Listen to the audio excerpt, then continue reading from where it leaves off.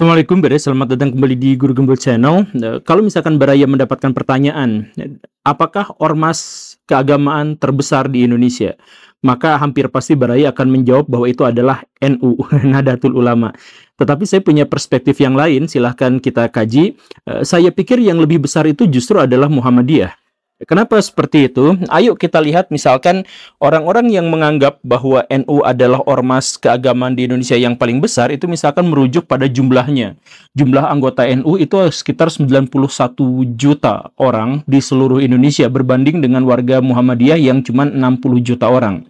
Atau misalkan kemudian kita lihat jumlah sekolah NU itu mencapai sekitar 21 sampai 23 ribu sekolah se-Indonesia, sedangkan sekolah yang dikelola Muhammadiyah itu hanya ribuan saja. Kemudian universitas atau perguruan tinggi, perguruan tinggi Muhammadiyah itu cuma 170-an, NU 180-an. Nah, dari jumlah yang seperti itu, banyak orang yang tentu saja akan menyebut bahwa NU lebih besar daripada Muhammadiyah. Tetapi coba misalkan lihat perspektif dan argumentasi saya, Baraya. Kalau misalkan kita melihat Universitas Muhammadiyah, maka universitas itu berlabel Muhammadiyah dan dikelola langsung Muhammadiyah dan memang didirikan atas nama Muhammadiyah. Sedangkan kalau misalkan kita melihat Universitas NU gitu, kita bahkan tidak pernah dengar atau jarang sekali mendengar ada Universitas NU gitu. Yang ada sebenarnya adalah universitas atau sekolah tinggi atau politeknik yang didirikan oleh kader NU. Sehingga kepemilikannya sebenarnya bukan kepemilikan NU, tetapi kepemilikan dari kader NU. Jadi Pak Yusuf Kala menyebut ini semacam franchise. Kalau dia punya pesantren, dia punya sekolah, dia punya perusahaan bahkan. Nah, sekolah, perusahaan, dan lain sebagainya itu bukan milik Nahdlatul Ulama, tapi milik kader-kadernya yang jumlahnya sangat-sangat banyak itu. Begitu. Makanya Baraya misalkan kalau ditanya, pernah nggak Baraya dengar rumah sakit NU gitu? Kalau rumah sakit Muhammadiyah Baraya pasti mendengarnya, tapi rumah sakit NU atau Universitas NU dan sebagainya kan tidak seperti itu. Nah, dari pertimbangan itulah kemudian saya berpikir bahwa secara keorganisasian, organisasi massa itu Muhammadiyah jauh lebih besar. Walaupun secara kultur NU itu lebih besar, tetapi keorganisasian dalam bentuk organisasinya, dalam bentuk asetnya, dalam bentuk geledegan karya-karyanya yang mengatasnamakan Muhammadiyah itu tentu saja jauh lebih besar. Nah, cuman pertanyaannya adalah kenapa Muhammadiyah bisa sampai sebesar itu? Ya, simak videonya sampai tuntas, yuk kita bahas.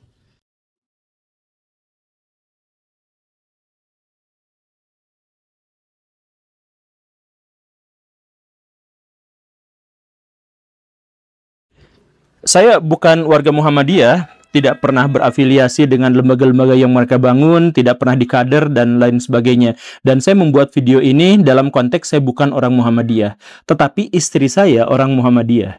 Istri saya pernah kuliah di Muhammadiyah maksudnya. Nah, saya bercerita pada istri saya suatu waktu bahwa pahlawan nasional di Indonesia itu jumlahnya banyak, ratusan. Dari jumlah yang ratusan itu, 12 diantaranya itu adalah kader NU. Tetapi yang kader Muhammadiyah itu jumlahnya sampai 23, hampir 2 kali lipat lebih banyak daripada kader NU.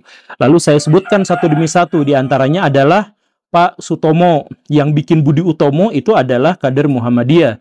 Dan bahkan Sutomo inilah yang kemudian bergerak dan membantu dalam pembentukan sekolah-sekolah dan rumah sakit Muhammadiyah. Kemudian Pak Sudirman, orang Muhammadiyah, seorang tentara yang legendaris di Indonesia, itu latarnya adalah guru dari Muhammadiyah. Kemudian Pak Kasman Singodimedjo, itu juga adalah orang Muhammadiyah. Beliau adalah ketua KNIP pada waktu itu. Dan tentu saja yang membuat istri saya agak heran itu adalah Bung Karno itu adalah Muhammadiyah. Istri saya bertanya, apa benar Soekarno itu Muhammadiyah? Dia kan pemikirannya begini dan begitu. Kemudian saya jelaskan bahwa Bung Karno itu bahkan sudah menjadi anggota Muhammadiyah sejak usia yang sangat muda. Jadi waktu masih kos-kosan di Pak Hos Cokro Aminoto, Pak Karno itu sering datang dan secara rutin ikut pengajian-pengajian Muhammadiyah langsung di bawah Pak Kiai Haji Ahmad Dahlan. Kemudian setelah lama mendengar ketika Bung Karno itu mendapatkan musibah, dibuang ke sana kemari dan sebagainya, Bung Karno itu sudah menjadi kader, bahkan pengurusnya Muhammadiyah di Bengkulu, ikut mengajinya, ikut jadi pengurusnya, kemudian bahkan menikahi kader Muhammadiyah yang lain, yaitu Ibu Fatmawati yang kelak menjadi Ibu Negara Indonesia. Setelah itu, Bung Karno terus-terusan ada di Muhammadiyah. Bahkan ini sesuatu yang unik. Ketika Bung Karno mulai pecah dengan kelompok-kelompok Islam, mulai mendekat ke golongan kiri, itu Bung Karno itu hampir dipecat sama Muhammadiyah. Keanggotaannya hampir dicoret. Tapi Bung Karno mohon-mohon, please bagaimanapun jangan coret nama saya dari keorganisasian Muhammadiyah. Dan memang tidak. Dan kemudian di tahun 50-an, tahun 60-an ketika Bung Karno semakin dekat kepada komunis, dan semakin jauh dan dijauhi oleh kelompok-kelompok Islam, bahkan termasuk ketika Bung Karno itu memenjarakan Buya Hamka, salah satu tokoh paling fenomenal dan paling luar biasa dari Muhammadiyah, itu dipenjarakan, Bung Karno masih tetap tidak mau lepas dari keanggotaan Muhammadiyah. Bung Karno mengatakan, sekali Muhammadiyah, tetap Muhammadiyah, dan seterusnya Muhammadiyah. Dan salah satu amanah dari Bung Karno, yang pada akhirnya mungkin tidak diwujudkan, adalah Bung Karno ingin meninggal sebagai seorang Muhammadiyah, dan ingin dikafani dan ditutupi dengan bendera Muhammadiyah, atau logo-logo Muhammadiyah. Nah, ini sebenarnya tetap menegaskan bahwa Bung Karno itu adalah seorang Muhammadiyah. Nah, kenapa saya harus menjelaskan tentang ketokohan Bung Karno sebagai Muhammadiyah? Karena bagi saya ini adalah salah satu tangga yang sangat mudah dan sangat enak untuk bisa menjelaskan kenapa Muhammadiyah begitu besar dalam pikiran Soekarno. Apa itu? Yang pertama, karena Muhammadiyah itu mujadid, pembaharu. Ini sebenarnya adalah pola pikir yang khas dari Muhammadiyah, tetapi juga sangat klop dan cocok dengan Bung Karno. Gitu. Jadi Bung Karno itu kan pikirannya itu revolusi, pikirannya itu adalah konflik, pikirannya itu adalah mengkritik, pikirannya itu adalah mengerahkan massa, pikirannya adalah membuat sesuatu yang besar, yang revolusioner, yang mengubah, yang tidak lagi terikat pada kultur, yang tidak terikat pada gagasan dan pemikiran orang lain gitu. Nah, ini pada bagian-bagian besarnya ini mirip sekali dengan Muhammadiyah, dan Bung Karno itu sangat senang dengan ide ini, bahwa kalau misalkan kita terkait dengan agama, kemudian ada tafsiran dari pihak lain, kemudian kita kritik, ya kita gak usah disebut kualat. Saya mohon maaf ya kalau misalkan dianggap membandingkan, tapi kalau misalkan kita mengkritik Kiai NU gitu, atau misalkan orang-orang NU, itu kita bisa dituding kualat. Tapi kalau misalkan mengkritik Muhammadiyah, itu tidak. Biasa aja, dialektika, diskusi, memancing perdebatan, dan kemudian menghasilkan kesimpulan. Makanya kalau misalkan Baraya baca buku Islam Sontoloyo karya Pak Karno, itu kan sebenarnya di situ banyak bercerita tentang Muhammadiyah dan termasuk kritik-kritik beliau terhadap Muhammadiyah. Tetapi beliau masih mengaku sebagai Muhammadiyah, dan salah satu yang beliau sukai dari Muhammadiyah itu adalah kebiasaan mereka untuk berdialektika dan berdiskusi dan tidak anti terhadap kritik gitu. Tidak demi adab kita tidak mengkritik itu, misalkan tidak ada seperti itu langsung aja gitu. Dan karena karakteristiknya itu adalah mujadid, pembaharu, maka Muhammadiyah juga sangat terbuka pada modernisme. Ini yang sangat-sangat digandrungi oleh Pak Karno. Jadi Muhammadiyah itu bikin sekolah ketika pada waktu itu ada sebuah dikotomi. Jadi kalau bikin sekolah pasti buatan Belanda, kalau bikin pesantren pasti buatan pribumi. Itu di tahun 1920-an itu seperti itu. Nah, Muhammadiyah justru bikin sekolah agama atau sekolah bernafaskan agama tapi modern, dengan guru yang ada di depan, murid-murid yang duduk di meja seperti ini, tidak ngampar, kemudian siswanya diam gitu, kemudian gurunya yang ngomong. Nah, tidak seperti itu, tapi misalkan di kelas-kelas gurunya bisa berdiskusi dan berdialog dengan siswa-siswanya dan sebagainya. Kemudian ide-ide modernisme terkait dengan ayo kita bangun rumah sakit, ayo kita bikin panti sosial, ayo kita bergerak dengan organisasi yang mapan dan sebagainya. Nah, Muhammadiyah itu justru menentang arus utama masyarakat Indonesia pada waktu itu yang menganggap modernisme, pikiran-pikiran bikin organisasi dan sebagainya itu adalah dari barat, dari Belanda, antek penjajah. Sedangkan kita tidak boleh seperti itu. Nanti kan ngikut-ngikutin kaum yang lain. Nah, Muhammadiyah tidak seperti itu. Jadi modern, dinamis, berani dikritik, kemudian berdiskusi gitu. Kemudian terbuka terhadap perubahan. Itu pikiran yang pertama yang membuat Muhammadiyah besar. Setidaknya dalam pikiran Soekarno seperti itu, dan saya setuju, itulah yang akhirnya menyebabkan Muhammadiyah menjadi organisasi yang sangat besar. Kemudian faktor yang kedua yang membuat Muhammadiyah itu sangat besar, menjadi raksasa sebagai organisasi keagamaan, itu adalah karena Muhammadiyah itu bisa melakukan aktualisasi pada nilai-nilai Islam lebih banyak pada tataran praktek daripada kelompok-kelompok keagamaan yang lain di Indonesia. Jadi maksudnya gini Baraya, kalau misalkan Baraya ada di pesantren NU dan pesantren Muhammadiyah, Baraya akan menemukan perbedaan yang kurang lebih seperti ini. Kalau orang-orang Muhammadiyah mau mempelajari Islam, maka yang dipelajarinya itu adalah Quran, kemudian Sunnah, kemudian kalau mereka bingung, baru mereka cari referensi-referensi dari para ulama. Jadi para ulama itu ditempatkan belakangan ketika mereka bingung terkait dengan memahami Quran dan Sunnah. Begitu, itu Muhammadiyah. Kalau NU, mohon maaf ya, saya tidak merendahkan, tapi Baraya tentu saja bisa mengkonfirmasi ini. Kalau misalkan NU terbalik, kalau misalkan mau belajar agama, ambil dulu pelajaran, misalkan belajar Al-Quran. Oh, jangan dulu belajar Al-Quran, karena penafsirannya akan membingungkan. Jadi belajar dulu tafsir. Ketika mau belajar tafsir dulu, oh jangan, karena ilmu bahasanya belum mumpuni. Masa dari terjemahan, kan begitu ya. Nah, kalau itu berarti harus belajar bahasa Arab dulu. Kalau pas mau belajar bahasa Arab dulu, oh jangan, belajar ilmu-ilmu alatnya dulu. Nah, dari mana kita belajar ilmu alatnya dulu? Oh ya udah, dari Kiai Anu yang sanadnya begini dan begitu. Jadi untuk belajar Quran, jadi orang-orang NU itu ngambil dari bawah dulu, dari ulama, dari tafsirnya, dari terjemahannya, dari ulama bersanadnya, baru kemudian kita belajar Quran dan Sunnah, kan begitu. Nah, karena itu mereka membutuhkan waktu yang panjang untuk bisa mempelajari agama Islam. Sedangkan Muhammadiyah itu ngambil jalur pendek, efisien. Jadi Quran, Sunnah, bingung, galau, butuh referensi, baru ngambil ulama-ulama yang begini dan begitu, diambilin gitu. Makanya orang-orang Muhammadiyah cenderung tidak bermazhab, bukan anti mazhab, tapi tidak bermazhab. Jadi maksudnya ambil Quran dan Sunnah, kalau bingung ya udah cari referensi dari ulama-ulama ini. Kalau NU sebaliknya, ngambil ulama dari Syafi'iyah, bagaimana cara dia memahami Al-Quran, nah pelajari itu pernyataan dari Imam Syafi'i dulu, kan kayak gitu. Nah, karena jalur Muhammadiyah itu menjadi lebih efisien, untuk belajar agama itu lebih ringkas, maka kesempatan untuk mengaktualisasikan gagasan-gagasan ajaran agama Islam itu terbuka lebar dan mendapatkan waktu yang sangat luang gitu. Aktualisasikan pikiran-pemikiran Muslim atau semangat-semangat Islam itu dalam sekolah-sekolah, dalam universitas-universitas, panti asuhan, gerakan-gerakan sosial, dan rumah sakit, gitu ya. Sekarang tambang, gitu, dan lain sebagainya. Nah, aktualisasi itu menjadi lebih besar. Makanya Muhammadiyah bisa mencetuskan doktor-doktor, bisa mencetuskan profesor-profesor di ilmu-ilmu, dalam tanda kutip ya, ilmu-ilmu sekuler, karena sudah basic keislamannya sudah kuat, karena ngambil belajar Islamnya itu jalur cepat, efisien.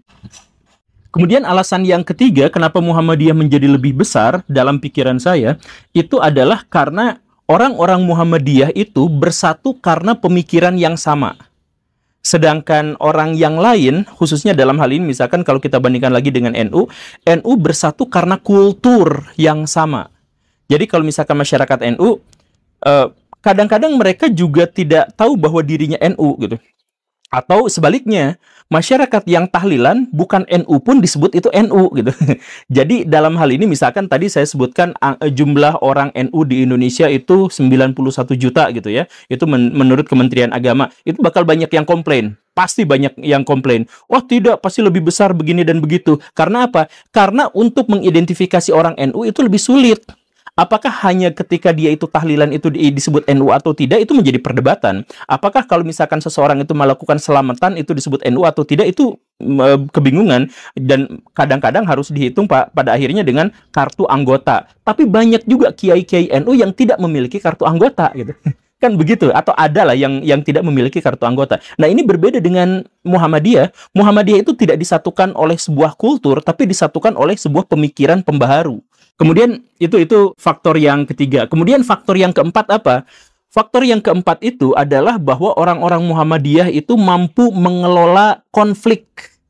Nah, ini saya pikir ini adalah sesuatu yang sangat unik. Tapi ini bahkan sudah terjadi di zaman Bung Karno yang tadi saya jelaskan itu. Kan Bung Karno itu waktu lagi puncak-puncaknya dekat sama PKI, itu sampai memenjarakan Buya Hamka yang orang Muhammadiyah. Tapi beliau itu tidak mau keluar dari Muhammadiyah gitu. Dan konflik dengan Buya Hamka adalah bukan atas nama Islam, tapi atas nama ideologi komunis, atas nama gagasan-gagasan pikiran Buya Hamka yang berbeda dengan Soekarno gitu. Kan begitu. Nah, tapi beliau tetap ada dalam ruang lingkup yang namanya Muhammadiyah. Dan ketika Bung Karno meninggal, Imam sholat goib, imam sholat jenazah untuk Bung Karno itu adalah Buya Hamka. Jadi tetap tidak terpisah gitu. Nah, begitupun sekarang banyak sekali kader-kader Muhammadiyah itu yang liberal, yang fundamental, yang bahkan politikus itu bisa, dan semuanya bahkan bisa jadi ketua umumnya. Ketua umum Muhammadiyah pernah Amin Rais, yang didikan barat, yang politisi seperti itu. Bisa juga jadi Pak Syafi'i Ma'arif, yang pikirannya sangat liberal. Tapi bisa juga seperti Pak Din Samsudin, yang sangat kalem dan akademik gitu. Nah, jadi orang yang liberal, orang yang kayak gimana tetap bisa jadi Muhammadiyah, bahkan tetap bisa jadi ketuanya. Dan tidak ada perpecahan yang cukup untuk membuat mereka itu gontok-gontokan satu sama lain. Ini berbeda misalkan dengan NU. NU setiap pemilu pecah, setiap pilkada pecah. Bener gak sih? Bahkan perpecahannya itu bisa sampai membuat satu kelompok menyerang kelompok yang lain. Baraya tentu saja misalkan mengetahui ketika polemik nasab Ba'alawi itu muncul di kalangan NU saja, Muhammadiyah tidak ikutan, Persis tidak ikutan. Di kalangan NU saja, itu pecahnya itu luar biasa, sampai ada Banser digebukin. Baraya pernah lihat misalkan ada FPI perang sama Banser tuh pernah, padahal dua-duanya berlatar NU gitu. Dan atau misalkan ada warga NU yang membubarkan pengajian, ada warga NU yang misalkan menolak didirikannya masjid gitu. Baraya pasti pernah dengar yang seperti itu. Bahkan ada masjid Muhammadiyah dilarang sama NU, itu ada kejadian seperti itu.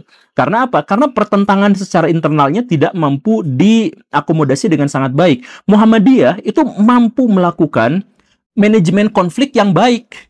Saya tanya kepada Baraya sekarang ya, kapan Baraya pernah dengar ada orang Muhammadiyah ngegerebek pengajian lain? Kapan Baraya pernah dengar ada warga Muhammadiyah itu menghukum warung Tegal yang buka di bulan Ramadan gitu? Itu walaupun di antara mereka itu konflik pemikirannya sangat besar, tetapi tidak menjadi polemik. Saking tidak jadi polemiknya, bahkan sidang isbat pun mereka nggak ikutan. Ya udah aja, mereka sudah punya keyakinan tersendiri, ya udah selesai sampai di situ gitu. Dan kalau misalkan ada yang ikutan lebaran hari ini, hari itu ya juga terserah aja, tidak apa-apa juga gitu. Ya ini sebenarnya juga menjadi celah kelemahan Muhammadiyah, di mana orang-orang Muhammadiyah itu misalkan bisa dimasuki oleh orang-orang PKS dulu kan, dimasuki oleh orang-orang Wahabi, bisa dimasukin oleh orang-orang liberal dan sebagainya. Tapi kalau sudah masuk ke situ pun tetap aja hidup dalam kerukunan gitu. Mereka berdebat, berdiskusi dan sebagainya dalam ranah-ranah yang tidak mengubah menjadi konflik fisik gitu, atau konflik kepentingan yang bisa diekspos sama media gitu. Makanya saya tanya lagi, kapan terakhir kali Baraya pernah dengar orang Muhammadiyah ngegerebek ini itu, atau berpecah belah antara kelompok liberal dan sebagainya, kemudian lalu jadi dua Muhammadiyah gitu? Kan tidak seperti itu ya. Itu alasan yang keempat. Kemudian alasan yang kelima kenapa Muhammadiyah bisa begitu besar, itu adalah karena semangat literasi mereka yang sangat luar biasa. Dan ini harus diakui, lagi-lagi kita lihat bagaimana argumentasi Bung Karno atau pengalaman Bung Karno. Kenapa Bung Karno sangat senang sama Muhammadiyah? Karena waktu zaman Bung Karno, organisasi yang paling banyak menerjemahkan buku-buku Belanda, buku-buku Eropa, itu adalah orang-orang Muhammadiyah. Ketika kelompok-kelompok Islam yang lain berpikir bahwa Islam dengan Barat itu terpisah, bahwa ilmu dunia dengan ilmu akhirat itu terpisah, bahwa aktualisasi Islam dengan mempelajari tafsiran Islam itu terpisah gitu. Nah, Muhammadiyah tidak seperti itu. Tulisan Barat, buku-buku Barat diterjemahkan sama Muhammadiyah, tidak apa-apa. Yang penting itu adalah bagian dari ilmu. Dan ilmu itu, mempelajari ilmu apapun, itu adalah bagian dari ilmu agama. Ketika bikin rumah sakit, itu adalah perwujudan dari ketaatan terhadap agama. Ketika bikin sekolah, bikin panti asuhan, itu adalah wujud dari pengaplikasikan agama gitu. Jadi baca buku dari Barat, ya demi untuk bikin sekolah, demi untuk bikin universitas, demi untuk bikin rumah sakit yang bagus dengan kurikulum yang bagus, ya nggak apa-apa, ambil dari Barat. Itu penerjemah-penerjemah paling awal di Indonesia itu, kalau yang dari kelompok Islam itu ya Muhammadiyah itu. Dan itu bertahan bukan hanya pada penerjemahan, tapi juga pada penulisan. Penulisan buku, penulisan jurnal. Orang-orang Muhammadiyah menulis buku jauh lebih banyak daripada kelompok Islam manapun di Indonesia. Saya tidak punya datanya, tapi silahkan cek Baraya. Konfirmasi silahkan Baraya berapa banyak tulisan-tulisan buku-buku yang ditulis oleh orang Muhammadiyah versus misalkan yang ditulis oleh dari kelompok yang lain gitu. Dan ini sudah menjadi tradisi gitu. Bikin majalah, bikin buletin, kemudian bikin buku dan sebagainya, menerjemahkan buku dan sebagainya, itu adalah sudah kerjaan Muhammadiyah. Bahkan ada satu kebiasaan Muhammadiyah yang bertahan sampai sekarang, yang itu cukup unik, kayak orang Cina. Apa itu? Tiap rapat notulennya didokumentasikan. Jadi kalau rapat pun bahkan didokumentasikan, bahkan di arsip nasional itu yang di Jakarta itu, coba itu arsip-arsip Muhammadiyah itu banyak banget. Yang kadang-kadang nggak terlalu penting buat banyak orang karena isinya itu adalah arsip rapat gitu. Jadi notulen rapat apa segala rupa tuh ada di situ gitu. Jadi ketika NU misalkan kalau mau belajar Islam pikirannya itu kan adalah kalau mau belajar Islam ya dari ulama. Ulamanya dari ulama, ulamanya dari ulama. Jadi apa? Mengembangkan tradisi lisan. Dari mulut ke mulut, tradisi lisan. Nah, kalau Muhammadiyah dari tradisi tulisan, dari baca, dari literasi. Jadi kalau misalkan belajar dari Kiai Anu, misalkan ya, bukan dengerin dia, kemudian lihat dia latarnya berguru pada siapa, bukan kayak gitu. Lihat dengerin orangnya, kemudian konfirmasi aja dengan buku sumbernya. Gitu. Jadi dengan Quran dan Sunnah atau dengan misalkan tafsir ini ya langsung aja dikonfirmasi. Karena yaitu Muhammadiyah terbiasa dengan literasi, terbiasa dengan tradisi-tradisi tulisan. Sedangkan yang lain, mohon maaf ya, biasanya itu dengan tradisi lisan. Nah, itu adalah 5 alasan yang bagi saya menjadi alasan kenapa Muhammadiyah menjadi besar. Oke, Barai, itu saja ya. Terima kasih karena sudah menyimak. Saya Guru Gembul. Pamit. Assalamualaikum warahmatullahi wabarakatuh.